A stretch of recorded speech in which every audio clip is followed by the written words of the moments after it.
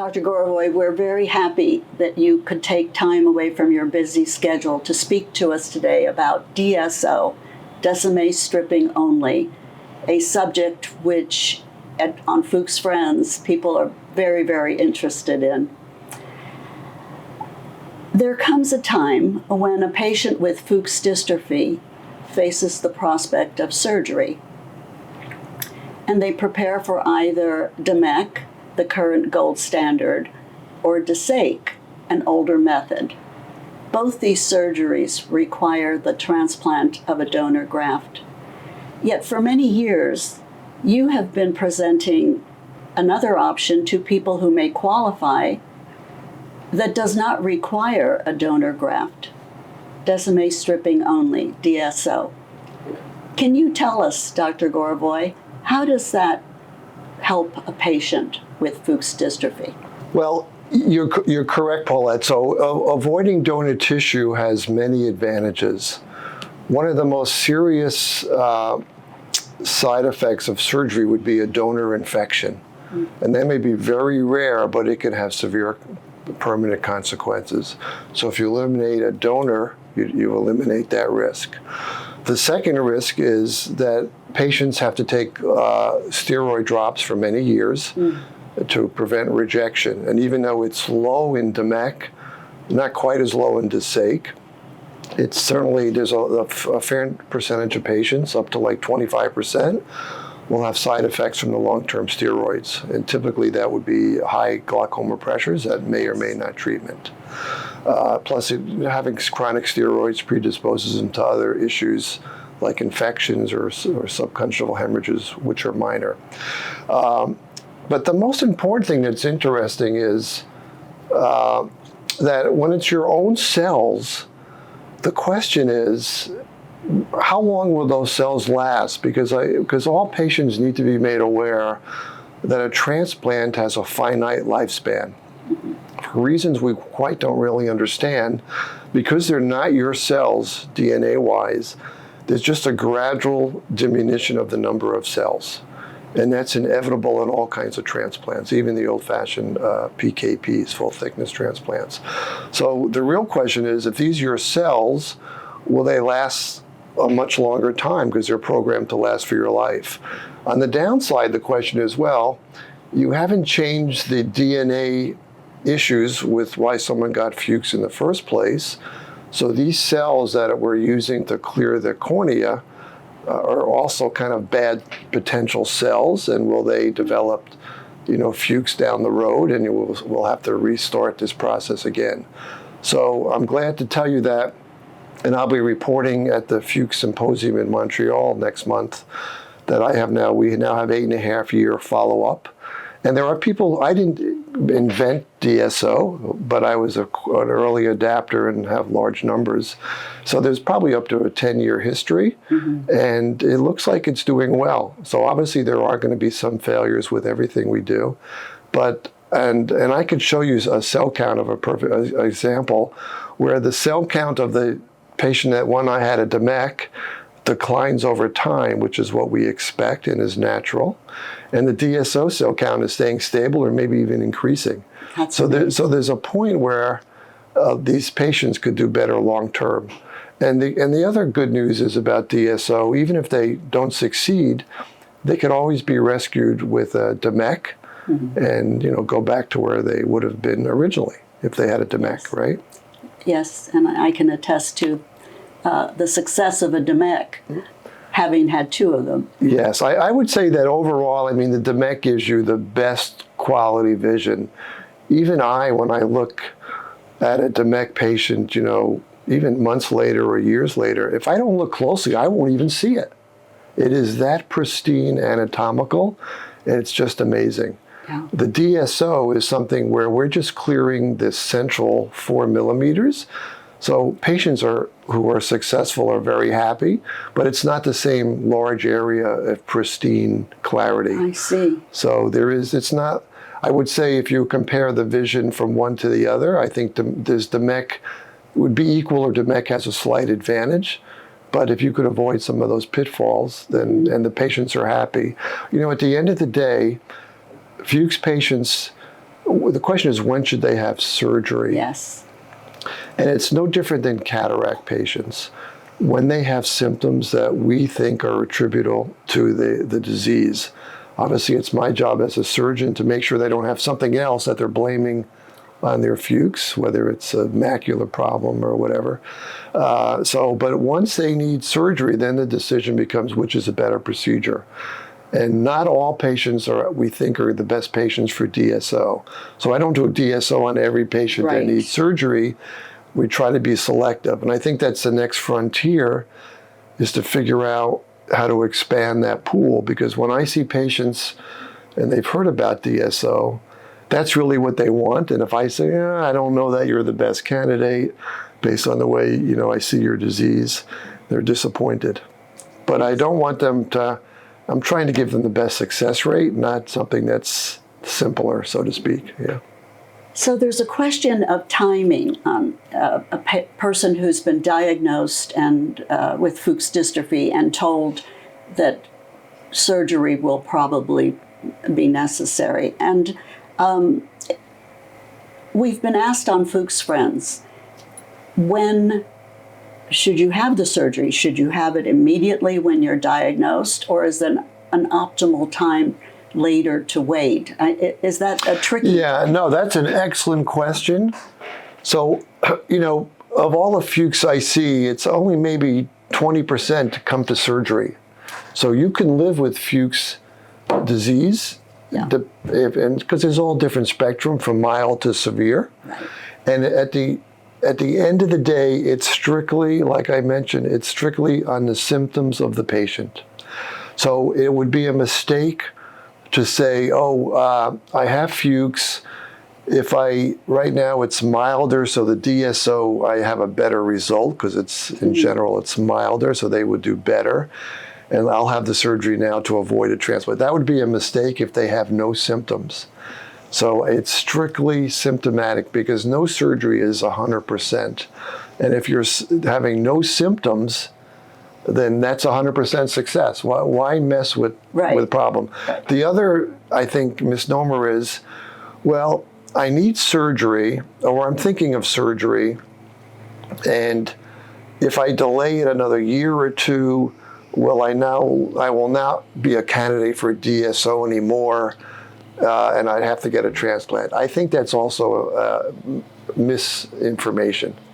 So typically the patients that we think are the best candidates for DSO, when we look at them at the slit lamp, we can see where the concentration of the gutata, that's these little spots we see, and that's really what causes the problem initially. And if they're concentrated in the center, they tend to stay concentrated. Can they 10 years later spread out? Maybe, but it's not a race that if I don't do it now, I'm going to lose this opportunity. Right. That's a misnomer, and I don't want anyone to be scared into having early surgery just because they'll disease themselves out of a DSO. That's just not true. Right. So really establishing a baseline, seeing a corneal specialist as soon as one has a diagnosis, which is sometimes just from having an eye exam for glasses, that is what you would recommend, that they have an initial consultation. Absolutely. Just get a baseline. Mm-hmm.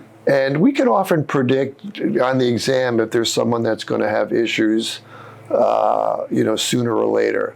The other issue comes up, and this is where it's a little bit of a clinical decision, because over half the patients we do with DSO also get simultaneous cataract surgery. Yes. So sometimes the cataract surgery is the driver that they need to do something. That's causing most of the symptoms. Mm-hmm. And then it's kind of up to the physician who has experience to say, okay, the cataract surgery definitely is needed, but you have enough of this gutata, I see enough disease that we might as well take advantage of doing one surgery and do both. Yes. Because the cataract surgery is going to adversely affect the cornea anyway.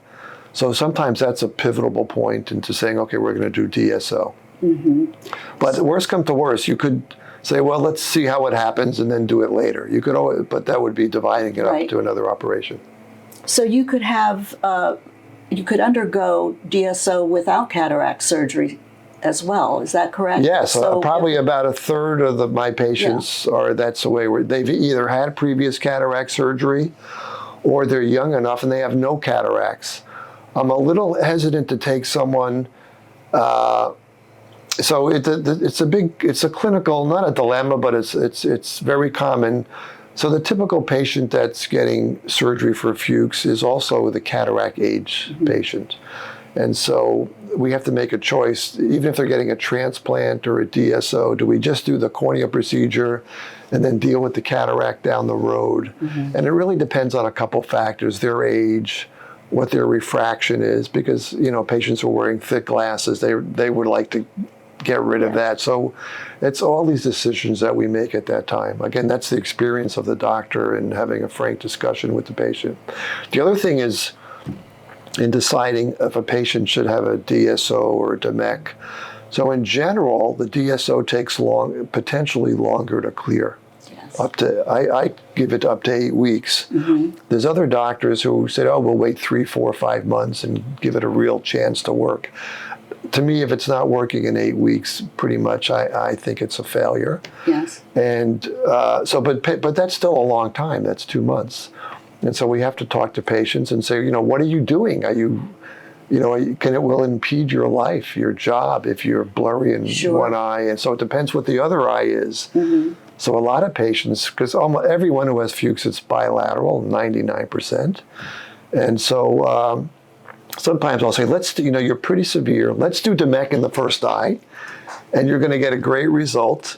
And then we can kind of decide on the second eye if you want to play around and maybe avoid a transplant in that eye. It's because now you have one good eye. If they have 2 bad eyes and they're even going to be worse for 2 months, they may not function well. Yes. So it depends if they're retired, working, driving, etc. Yeah. So the main, we have pros and cons, and the main con would be the wait for the cells to migrate. I love thinking about those cells migrating to the area you've cleared for them. Are there any other complications or issues with having a DMEC? Does for it DMEC? need something else? Oh, I'm sorry. DSO. Are there any? Well, there is, and I just saw one recently. So like every surgical procedure, technique and experience is important. As you know, it's like you saw me, someone comes with a failed DMEC. Well, it wasn't the patient's eye. It was just the procedure didn't go well. There's technical issues. So the downside of DSO is if you don't do it right, or sometimes the cornea is such that it doesn't allow to be done right, you could get some scarring.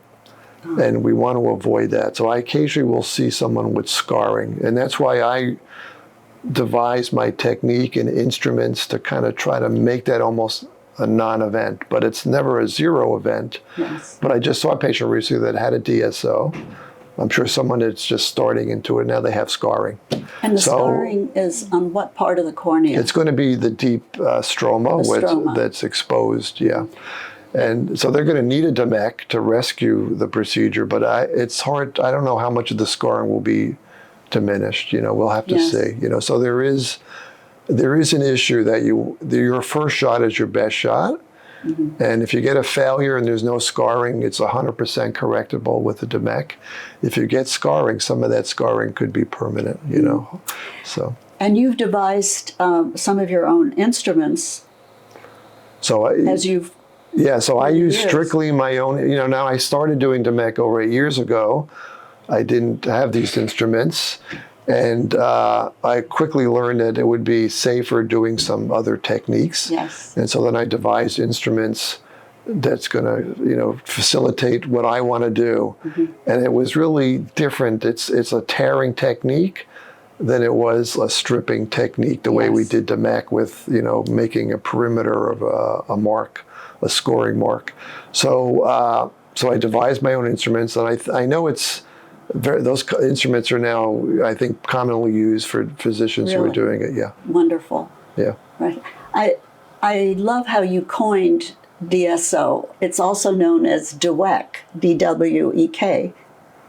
And the initials are perfect for Descemet stripping only. And I think about instruments where a doctor may be too aggressive. Yeah, I'll tell you why I changed it. And DMEC and DWEC are very similar, W and M.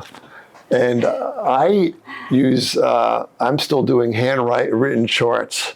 And I have the typical doctors, maybe not the neatest penmanship. So it was a confusion. I think, I don't know that I came up with DSO, but someone mentioned a whole different things and I kind of grabbed onto it. But now so think about this. So DSO is Descemet Stripping Only. I also said DMEC sparing operation. I love that. And now I have a new one, which I'm doing for the talk. I did durable surgical outcome. That's nice. Because I could say it can last for many years as opposed to a transplant, which has a finite span. So I like it all.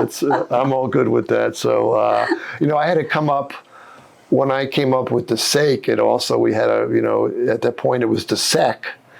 And so I had to add the A for my contribution to this using the keratome. But so it's always initial. It's interesting how you come up with names of things. Almost like how drug companies come up with new drugs. It's a whole specialty, right? Yeah.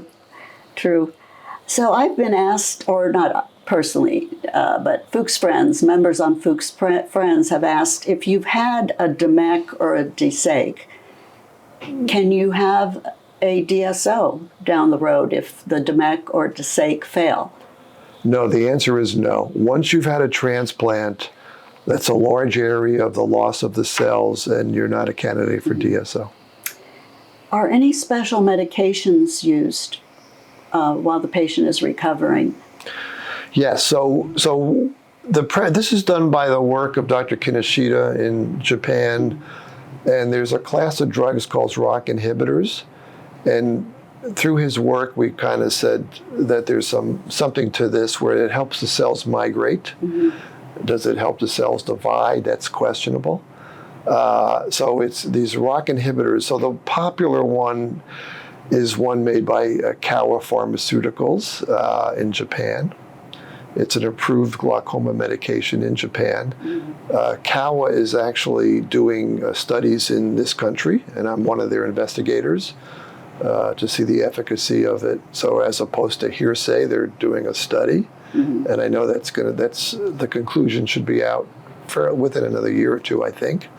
The other choice is there's another ROCK inhibitor, which is named Ropressa, generic, their trade name. And that's a glaucoma drop already approved in this country. So that's an alternative drop. I like the Galantac or Patacidel better. I think it's just kinder on the eye. Really? But the patients do have to get that on their own at this point from Japan. We can't really, because it's not an approved medication here. So these drops enhance the ability of the cells to migrate? That's the theory. So the study by Kaur will formally decide that. There was, and some of the patients in my series we did, there also was another company that I was investigator for called Trefoil, and they had another product that was like a growth factor.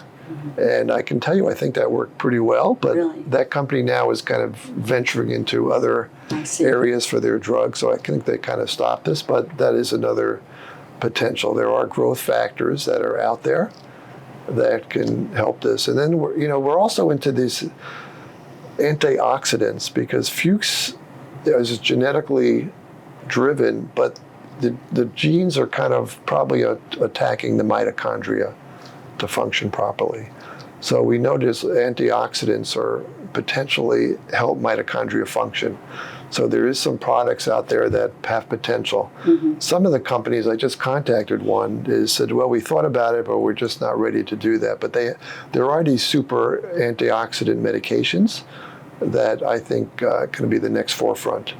Very interesting. Yeah, so those are diseases. Those. I mean, the real situation would be to identify Fuchs early when it's causing no symptoms, and then potentially with drops, whether it's these drops, which I don't think have any effect for that, or these antioxidants or something new coming out. There's even, the DNA has already been reversed. There's companies now that are working on the DNA, and in a drop form, you could theoretically stop the disease in its tracks. That's the ultimate solution to any genetic-driven disease. I think that's coming in the next decade. Really? Yes. That's exciting. So a doctor would be addressing the DNA before perhaps there are even symptoms? Correct. Right. Because I don't think anything, so there's two parts of the disease that cause disease. The first, it's the guttata. They're little pot marks. So think of it as if you had little, sand blasted your glasses, you'd have all these little pot marks. You can see through that, but it would be obviously not pristine clear. So once you have those pot marks, the only thing that's going to help that is most likely surgery. It's true. Whether it's stripping, whether it's DSO, DMEC, there's cell cultures coming out. You're still going to have to remove those pot marks. If you can identify patients that just have a few pot marks that are totally asymptomatic and not causing any distortions, if you can stop it in the track at that stage, that's the goal. And I think that's coming. That's wonderful. Yeah. So you mentioned cultured cells that are cultured. Right. Are those from donors, the cells? Yeah, so those are, I know there's two companies doing studies in this country. They are just donor cells that are cultured and then injected in the eye. I still believe they're going to have to do some kind of stripping of these guttata, so it's going to be surgery, not just a simple injection. Yes. And the advantages there are thought to be, one is that you can take one donor and use it for a lot of patients, because you can, in this country there isn't a shortage of donors, but around the world there is. Yes. The second thing is, it's kind of a little bit of an equalizer for surgical skill, because if injections don't take that much skill, although the stripping I just mentioned does, but it's definitely less skillful than doing a transplant, and you don't have to worry about bubbles and, other things that patients have. But to be determined how it's doing. I think it's still in study, but I think it's making progress, and the reports I hear are positive. The other thing is, will be about the cost, whether it get approved. It's this point, it's been approved in Japan, one of the companies, but, very, very expensive, and will it be approved, and will only certain patients be able to afford it? I don't know. Yeah. So these studies all that you have just mentioned involve donations from a donor, so to speak, or donor. The cultured cells? Yes. Yes, they do. So they're going to have the same pitfalls as far as you need steroids. How long will they last? They're not going to have any advantage over a DMEC as far as that goes. Yeah. So are there any studies ongoing studies that are similar to what is happening with DSO? In other words, not using a donor?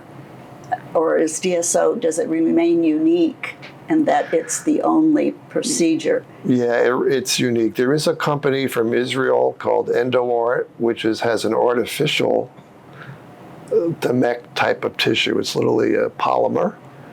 But that's for patients who have failed multiple efforts, and it's really for the multiple transplants. Yeah, it's for the patient who is running out of hope.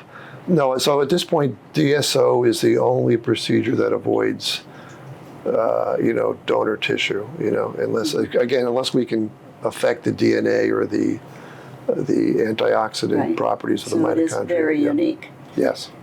Dr. Gorovoy, we have members on Fuchs Friends who are your patients. They fly in from different parts of the country for a DSO, and different parts of the world, actually, now that I think about it. How long does a patient remain in Fort Myers? How long do they expect to be here for either just DSO or combined DSO cataract surgery? And how do they manage follow-ups if they don't live here? Yeah, so that's a good question, Paul, and it's amazing. The DSO follow-up is much less onerous than the transplant or DMEC. So for DMEC, we have to check them in a week and make sure they don't need another air bubble, and then if that works, then there's usually a month check, and then once that happens, they're good to go. So there's potentially a month of someone examining them. And if I'm the surgeon, I like to at least see them at the 1 week, so they can usually stay a week. For DSO, we do all the follow-ups on the phone. On the phone. So even if it's a combined cataract or a straight DSO, we examine them post-op the next day to make sure that everything looks good. Right. And then the only main other symptoms would be if any surgery could have a rare risk of infection. So we warn them what those symptoms are. But it can be otherwise, it's done over the phone. So we give them directions for drops. Mm-hmm. And I ask them to call me every 2 weeks and report to me how they're doing. And I give them the typical scenarios. At 2 weeks, you're going to call me. You're going to say, oh, it's no better. It's terrible. I'm going to say, continue the drops. It's getting better. I'm going to tell you, good, continue the drops. And it's like, it's crystal clear. I love you. Continue the drops. So we do that for every 2 weeks for the 8 weeks. Yeah. And then we're going to have a final, again, over the phone, or they just report to my nurses. I'm doing great, and that's wonderful. Then they can see their local doctor to see what glasses they need. I tell them to wait 3 months before they would have to change any glasses. And if they're not doing well, then they will have to come in at some point. It doesn't have to be immediately at 2 months. It could be 3 months, 4 months, and expecting maybe they will need a transplant. So remember, 90% of all my cases, we've done almost 300 now, are successful. That means 10% are not successful, so they have to be prepared to get a transplant. Mm-hmm. And that would be a DMEC. It should be a DMEC, yeah, yes. almost always. In most cases, yes. Yeah, it depends on their eye. Some patients would have to get a DSEC if they've had other surgeries that make a DMEC not the best procedure for them. Vitrectomy, perhaps. Correct, yeah. Like that. So that's another thing, by the way. So these patients there's two things that patients with Fuchs need to know. And I think and I see this errors all the time. So if they know they have Fuchs, and at some point they may have to come to a surgical intervention, they need to make sure, one, if they have cataract surgery, hopefully it's uncomplicated and there's no vitrectomy. And do not get vitrectomies, if it could be avoided, like for floaters or something trivial for that. Mm-hmm. The second thing is very critical. What kind of implant you get in your eye matters. There's a certain class of implants that some cataract surgeons use, and if you subsequently come later down the road to a DMEC, those implants can calcify or become opaque, and that's a problem. So, and a lot of doctors who are cataract surgeons only are not aware of the situation, and so they would get a bad implant that gives them for a further risk. So the IOL is important? It is, yes. Very important. It's important to avoid a certain class of IOLs, yes. Yes. I'm glad that you mentioned that. So they have to, really verify with their cataract surgeon if he understands that. Mm-hmm. If not, they could always, contact me or their surgeon, I'll guide them. So cataract surgery for a patient with Fuchs, do you recommend a corneal specialist should be the person to perform it? Or? They should go to their trusted cataract surgeon. Obviously I do a lot of cataracts, and I know other corneas that do, but I don't want to say you have to be a corneal surgeon of cataracts. Yeah. All right. Dr. Gorovoy, last month I accompanied a friend for combined DSO cataract surgery. I dropped her off at your surgical center at 3:30, and about 4 o'clock she was called in to prepare for surgery. And an hour and 55 minutes later, at 5 minutes to 6, I received a call saying she was ready for me to pick her up. I did, and we went straight to a restaurant for dinner. She was fine. Is that typical of a patient who has had DSO cataract surgery? No, yes. There's really the post-op directions are no different than a cataract, which can go out to dinner that night. we do tell them they're going to get blurrier as the day goes on. But yeah, they can do normal activity, and should be no pain or discomfort, theoretically. I thought of another pro for DSO. A lot of people, because they are at advanced ages, are concerned about positioning, supine positioning after a DMEC or a DSAIC. There's no positioning with DSO. You get up, walk around, lead your normal life. Correct, right. So if that patient, if your friend was getting a DMEC, they're not going out to eat so fast because they're going to lay in their back on and off. Yeah, there's no position, there's no air bubble with DSO. That is a big advantage. And the other thing is, the air bubbles are not totally benign. Occasionally, we'll see the bubble cause a severe glaucoma problem. That should not happen, but it does happen occasionally, and so that's another positive for DSO over DMEC. But again, it doesn't. But there are patients I see that I say I don't recommend DSO for you. I don't want every Fuchs patient to think it's it really depends on the extent of the disease that you have, and I don't think it's time dependent. And actually, I wasn't a candidate 8 years ago. Okay. You had started DSO, and I was told, Paulette, it's time for DMEC, and it sounded frightening to me. And I'm sure many, many people feel like I do. And to be, to allay your fears, we've been doing this enough. I have patients 20 years post-op. And they're still doing fine. With DMECs. DMEC and DSAIC, and so this is not like, because patients ask, how long should this last? And I say, well, look, everyone, it's up in the, some people last 1 year, some people go over 20 years. I tell them just to make them feel good. If you go 10 years, you did great, but there's many patients that go 17, 20 years and still going. And still going. We have members on our board that it's amazing. It's a miracle, really. Yeah, when I think of my original days in practice when everyone was getting a full thickness transplant, it's the most, it's the most phenomenal change in practice. And when I was promoting DSAIC to all the other doctors, we'd have these big lecture series, and that Moria sponsored hundreds of doctors. We had a couple of doctors come up and say, well, I think you're being a little premature to think this will replace, PKPs, because you got a 1 year history and they've been around for almost 100 years. And I said, well, I get it. That's my reputation is on the line. And look how far the advancements have been is truly and as amazing. I said, I think the next generation will be hopefully no surgery. Right? That's the goal of a lot of our diseases is to, when we know the genetic problem, is to reverse that. And that's really the goal. Dr. Gorovoy, you brought a picture. That I think this is really a good example. So this is a patient I just saw last week.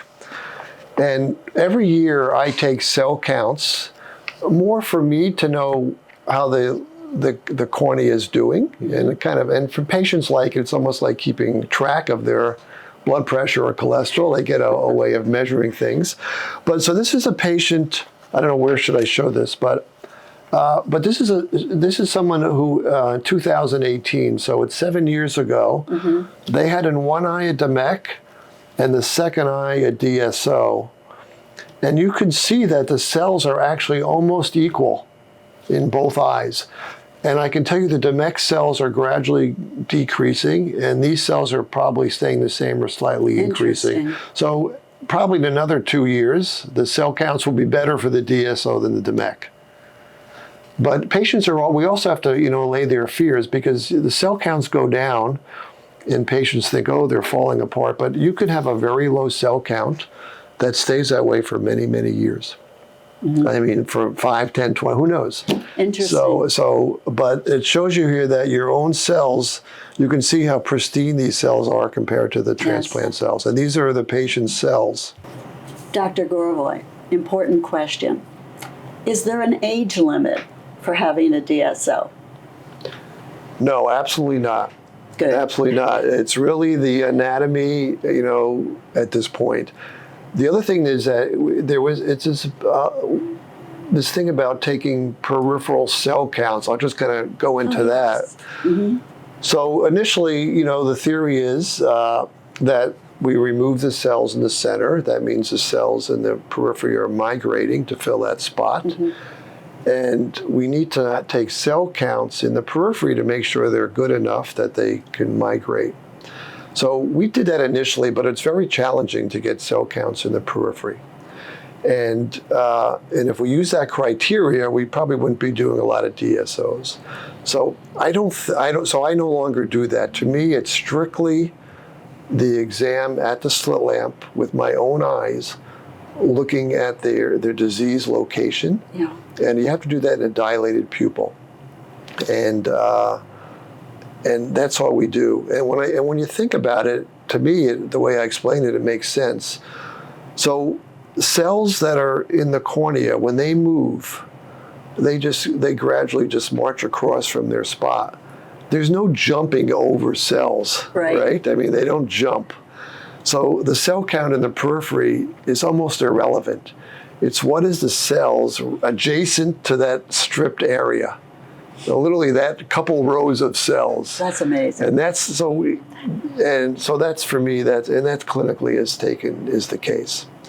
So because remember, the disease is very interesting. The first part of the disease is these guttata, these spots that we see on the cornea, like sand pitting in your glasses. The cells underneath them are still good. We just can't image them because those pot marks block it. Yeah. So sometimes we'll take pictures. One of the best indications of a candidate who's a good candidate for DSO is taking a central cell count with all the guttata, and we can see in between sometimes guttata, we can see a good cell. That's a winner. Those patients will do well. I'm looking for that all the time. I see. This has been extremely helpful to so many people, not just on Fuchs Friends, but to others who may watch it. And we thank you. Yeah. You've been such a good friend to Fuchs Friends and to all of us who have Fuchs. Yeah, I do want to add one other comment. Please do. Yeah. Yes. So the other thing is, and having trained doctors all over the country and internationally how to do these procedures, the question comes up often. A patient goes to their local cornea doctor, and they determine that they need surgery. So the doctor says, well, I'm going to recommend a DSO. Well, and in most cases, we would recommend a DMEC at least for those patients. Yes. And then if the patient asks the doctor, well, how about DSO? And the doctor may say, oh, I don't do DSO, and I don't believe in it, or I'm not sure it's good for you. That's the dilemma when patients will have to come and say, okay, do they want to get another opinion or not? Yes. So I think it's imperative that patients ask their physicians, what's your experience with this? If they say they do DSO but not DMEC, why not? Have they done DSO? So and doctors should be very transparent about this. And so I think that's important, sometimes to get opinions from doctors who may give a different opinion, not about the disease, but about the surgical options, right? It's kind of like hernia surgery. I mean, there's people do it externally, laparoscopically, with mesh, no mesh. There are different techniques that can accomplish the same goal. And so sometimes they have to find doctors that can offer different techniques. The latest. Well, just different, latest or different, yeah. The gold standard is DMEC. I would say at this point for that, yes, absolutely, yeah. Yes. Well, thank you, Dr. Gorovoy. We thank you, all of us with Fuchs Dystrophy, for all your contributions and for making the world better for so many people. Thank you. That's an honor. I appreciate that very much. Thank you. My thanks to all of you for joining us.